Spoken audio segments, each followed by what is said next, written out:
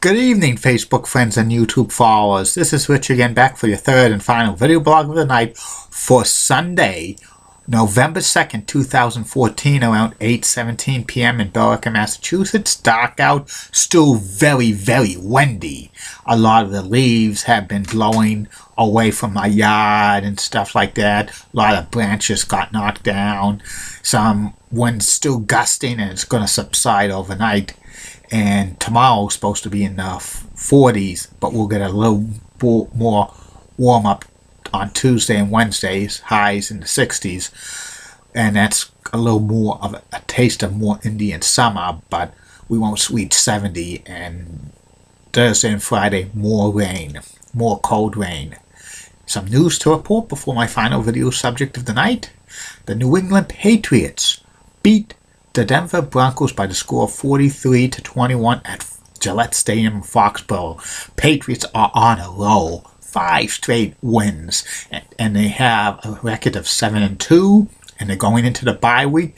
And if the Patriots and Broncos are tied for the AFC lead, Patriots get home field advantage in the AFC championship game if they face Denver. They'll get home field advantage if they have the exact same record. We're hoping for that. The Patriots fans are hoping for that. I wouldn't be surprised if the Patriots run the table all the way to the playoffs. That would be amazing. And that's about it on that. My third and final video blog subject of the night's my personality profile. I'm going to be discussing tonight. My personality profile is former NBC and ESPN sports play-by-play announcer Jim Simpson. Jim Simpson was one of the most underrated play-by-play announcers in television sports history. He worked for NBC for a number of years as a number 2 play-by-play announcer behind Kirk Gowdy, and then later on he became ESPN announcer. Jim grew up in the Washington, D.C. area, and he worked as a sports reporter for WRC-TV, that's Channel 4 in Washington, D.C. That's an owned and operated NBC station. And then Jim called ACC basketball games on the television and the radio back in the early to mid-60s. In 1965, Jim Simpson made his debut on NBC Sports. He was the play-by-play announcer first for the AFL games from 1965 through 1969. Then it was the AFC games from 1970 to 1979. Jim was the number 2 announcer for those games, AFL and AFC. He would call like a divisional playoff game for several years. And then Jim called other sports for NBC as well. He also called Major League Baseball games. He was the backup play-by-play announcer for the Game of the Week. And he also did several League Championships Series games as well. He also called the 1966 World Cup soccer tournament for NBC. It was tape delayed. And he called like tennis, Wimbledon. He also called some college basketball games. And he also called golf for NBC as well. And he also called Super Bowl I on NBC Radio. And he also called several World Series games on NBC Radio as well. And he was also he was behind Kirk Gowdy as the number 2 play-by-play announcer for NBC Sports during that time period.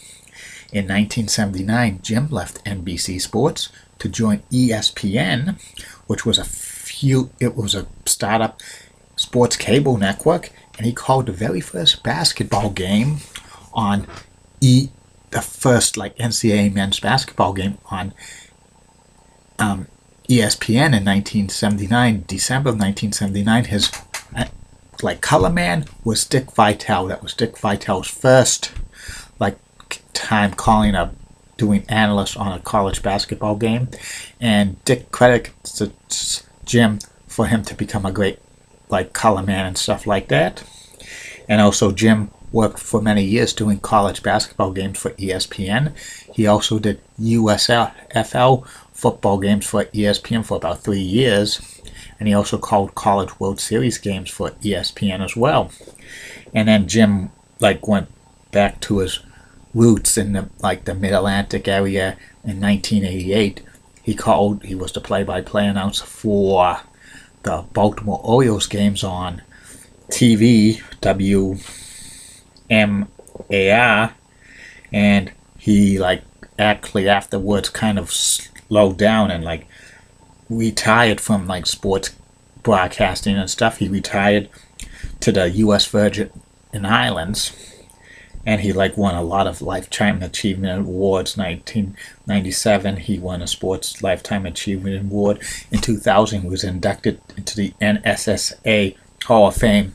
Jim actually came out of retirement to call several college basketball games for ESPN Classic in 2005. They were doing a turn back the clock series, and Jim was pretty good doing those games, and it was to promote ESPN Classic as a good sports network.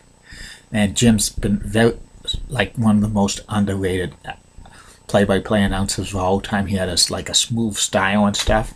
I'm surprised Jim Simpson has not been nominated for the Pete Rozelle Broadcast Award for Excellence for the Pro Football Hall of Fame. He probably deserves it, and wouldn't be surprised if he wins it one of these years. And maybe he'll get nominated for the Ford Frick Award for Baseball Broadcasting and Excellence, because he called a lot of League Championship Series games. He called several World Series on the radio, and he was a pretty good baseball announcer as well.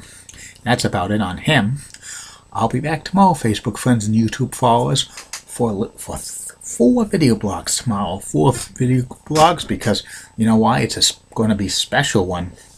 Okay, one of them's going to be about the top 10 greatest Major League Baseball ballparks of all time, and then the second one will be 2 parts. It's going to be about the classic game show, The Price is Right.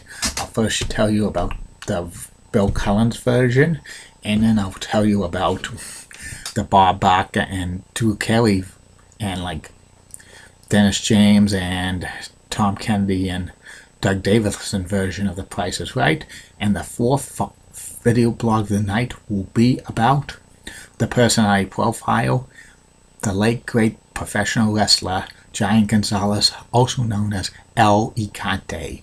And don't forget, Facebook friends and YouTube followers, questions please. Send you and me your question, private message to me, and it will be answered. And don't forget, coming soon to these video blogs will be blogs about Julie Broughton, Local 6. She's got a great smile and nice legs. And Heidi Lee Platt, who's got the nicest legs in the world and the greatest smile in the world. Crystal Pistol, Janelle Tobin, D. Patel, last week, Noah Bus, Tony Ramos, Donald Beauregard, Bruce Cronin, want to put a wager on that, Richie, and Angelo.